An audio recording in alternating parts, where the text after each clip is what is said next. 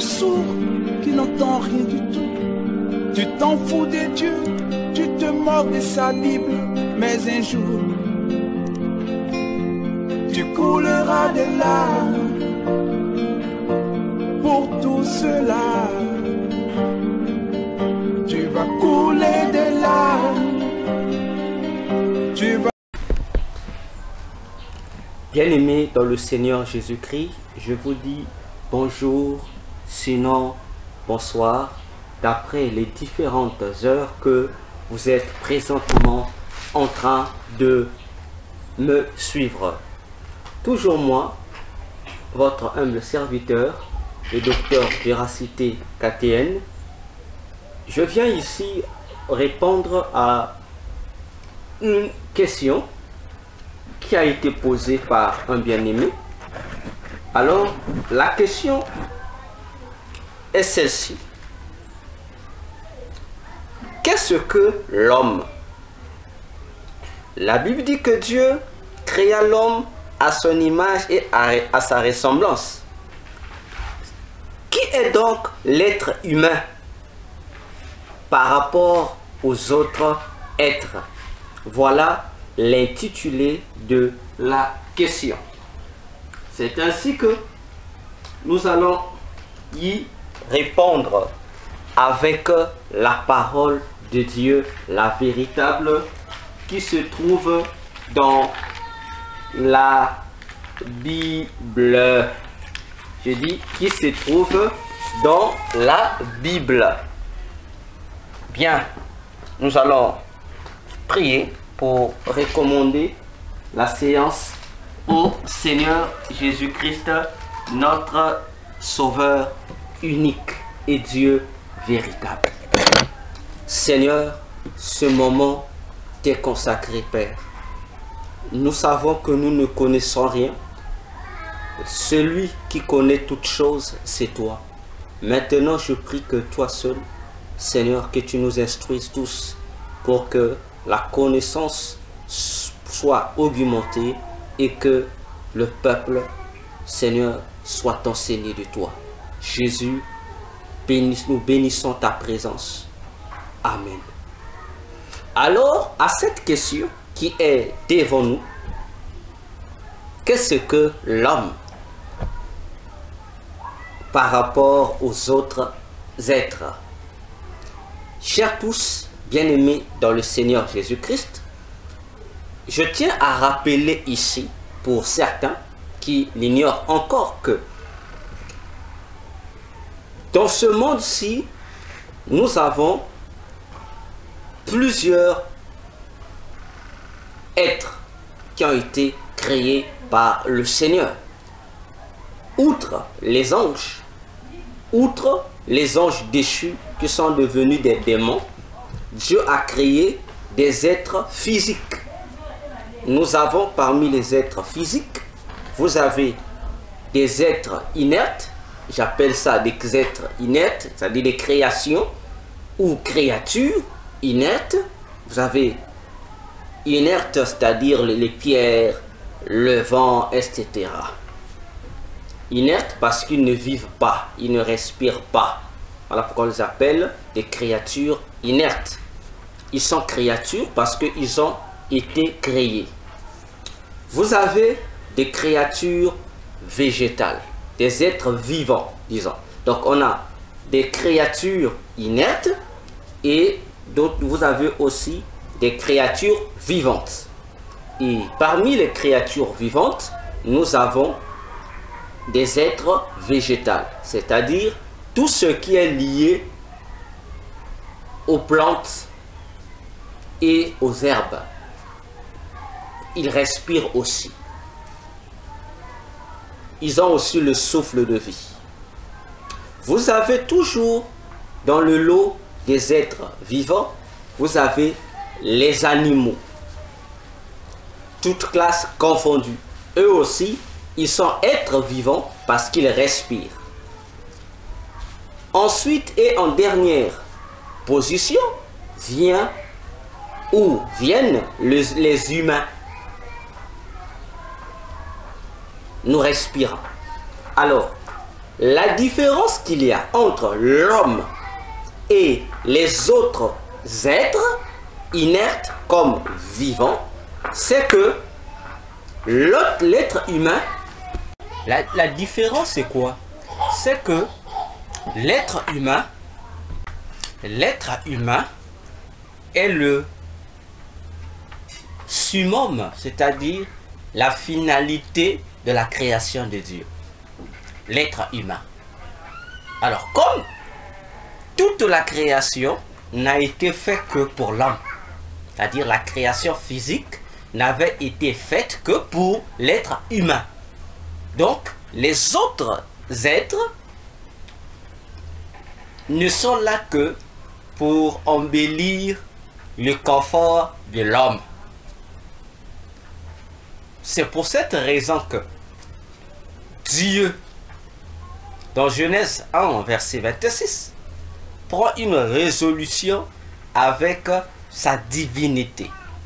Il dit, faisons l'homme à notre image et à notre ressemblance pour qu'il domine sur. Voyons-nous? Donc, Dieu va créer un être matériel de l'ordre de la création physique conformément à sa propre identité divine. C'est pourquoi on parle de l'image et de la ressemblance. Attention, parce que lorsqu'on voit ça en français, on dit c'est synonyme. Mais attention, la Bible n'a pas été écrite en français. Dans la Bible, le mot employé pour décrire l'image, le mot Dieu a créé l'homme à son image, le mot image en hébreu c'est tselem, qui a une signification différente de l'autre mot ressemblance. Parce que le mot ressemblance, c'est le mot de mouf. C'est pas le même mot en hébreu, c'est bien deux mots différents qui ont des significations différentes. Parce que le mot image là, tselem en hébreu, il est masculin. C'est pas comme en français, on dit une image et une ressemblance. Non. En hébreu, le mot image, c'est tselem, c'est masculin. L'autre mot de mouf, ce qui est traduit par ressemblance, c'est féminin. Attention. Donc, l'image là, c'est l'esprit que Dieu a inséré en l'homme. Et la ressemblance là, c'est quoi? C'est le corps, la partie corporelle, le corps, en un mot, la chair. Oui, parce que l'être humain est l'unique créature qui est identique à Dieu. Je dis, est l'unique créature qui est identique à Dieu. Parce que l'être humain a un esprit. Et l'esprit que l'être humain a, c'est l'esprit que Dieu a soufflé dans ses narines. Parce qu'on doit faire attention. Le corps de l'homme, la chair, a été créé avant que l'esprit ne soit créé. Parce qu'il y a des doctrines diaboliques ici qui enseignent que avant que l'homme ne soit créé sur la terre, il existait déjà en tant qu'esprit au ciel. C'est un mensonge. C'est faux. C'est faux. C'est très faux. C'est même très faux avec grand F. Parce que la parole de Dieu, la Bible, nous enseigne le contraire. La Bible enseigne que l'esprit de l'homme n'a pas existé au ciel. Non. Mais l'esprit de l'homme a été créé à l'intérieur de l'homme ici sur la terre. Lisons bien la Bible, mes frères. Prenons, on va lire la Bible. Prenons Genèse 2, verset 7. La Bible dit ceci.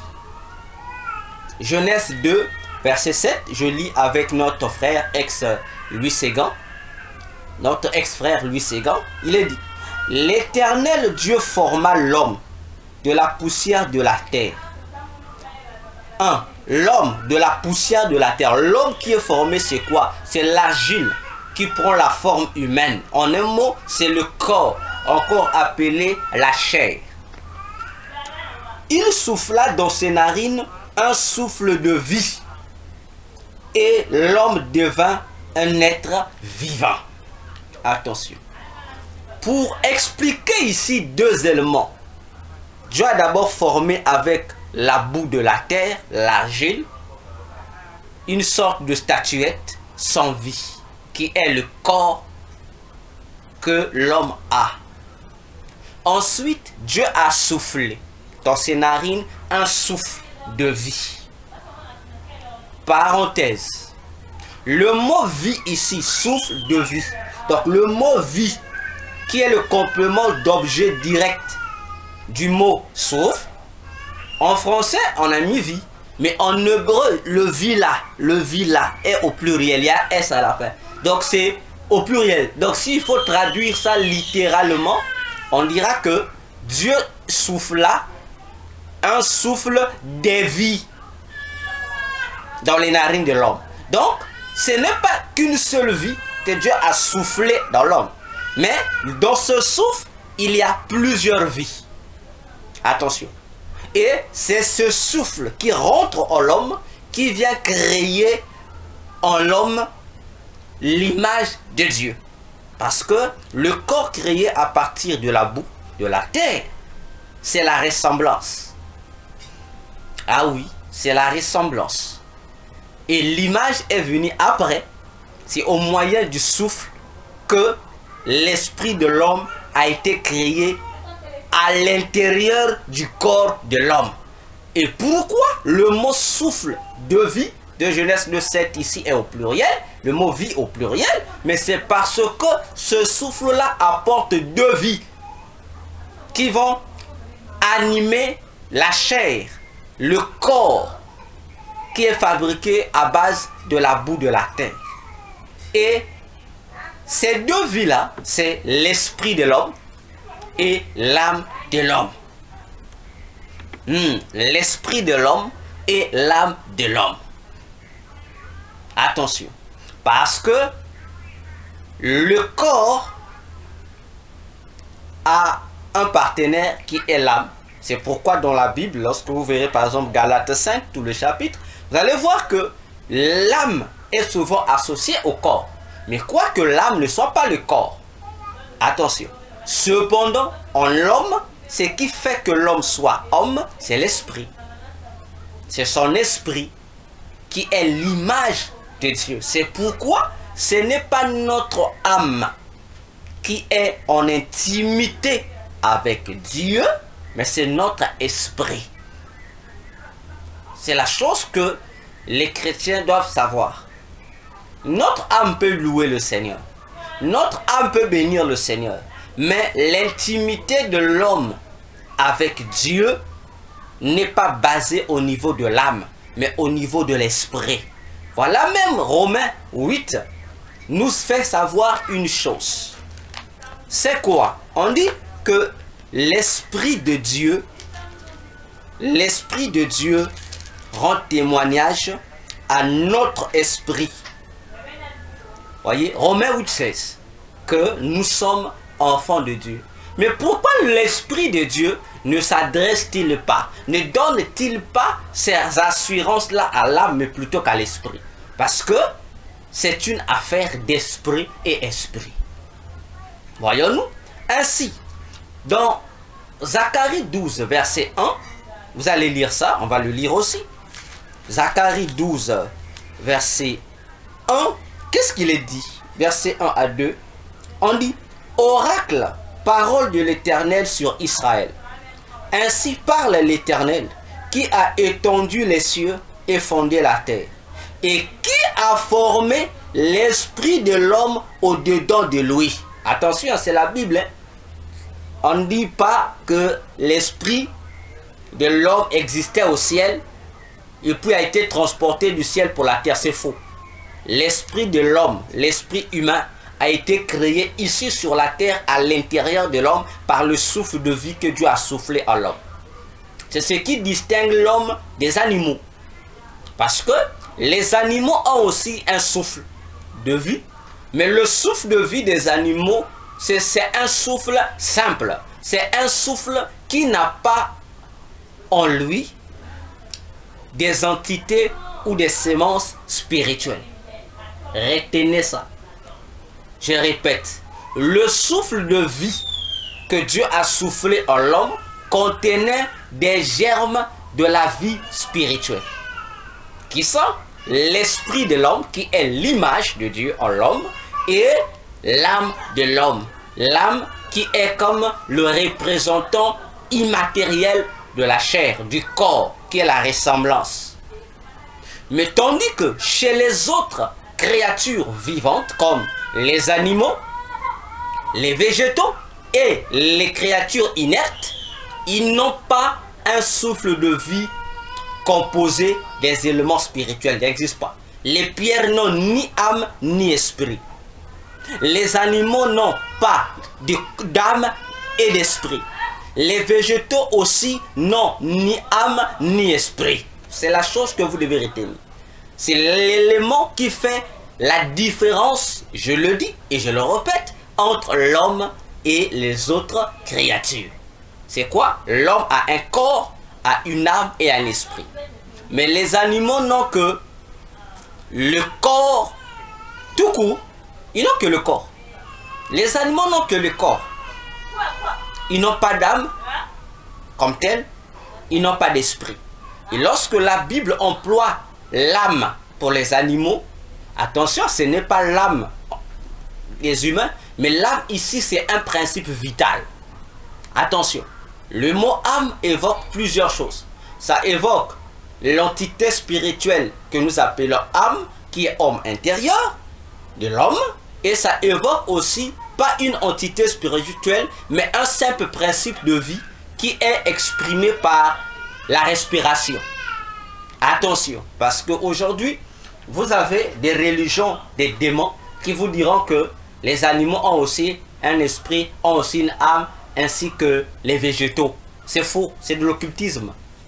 Les âmes là, qu'on vous fait croire que les animaux possèdent, ou les végétaux, ou les éléments inertes, ce sont des démons qui s'incarnent dedans. Voyez-vous? Quand lorsqu'on vous parle de la réincarnation, tout ça, on en parlera, ne vous en faites pas, c'est un mensonge. C'est un mensonge pur et simple. Voyez-vous? C'est un mensonge pur et simple. Donc pour dire ici que, qui est l'homme? À cette question, l'homme est une créature spéciale aux yeux de Dieu par rapport aux autres créatures. Aussi, l'homme est l'idée de la création de Dieu. En un mot, Dieu a créé la création physique pour l'homme. C'est pourquoi Ésaïe 45, verset 18 dira: Dieu n'a pas créé la terre pour qu'elle soit déserte, mais pour qu'elle soit une habitation et un héritage pour l'homme. Comprenez tout. Donc voilà, pour répondre à cette question, la particularité de l'homme par rapport aux autres créatures. C'est ça, c'est que c'est un être humain. Et l'être humain, il est le représentant légal de Dieu sur la terre. Il est le vassal de Dieu. Il est, je dirais, le vice-roi de Dieu sur la terre. C'est la raison pour laquelle il a été créé, pour être au-dessus de toutes les autres créatures. Voilà, bien-aimés, pour répondre à cette question sur qui est l'homme, qui est l'être humain. Alors, que Dieu, Jésus-Christ, vous bénisse, et je reste disponible pour d'autres questions, soit supplémentaires ou soit sur d'autres points ou d'autres sujets. Merci pour votre attention. C'était bien moi, le docteur Véracité KTN, pour rendre gloire à Dieu dans ce service de la dispensation de la parole de Dieu. À nous revoir à la prochaine question. Bye.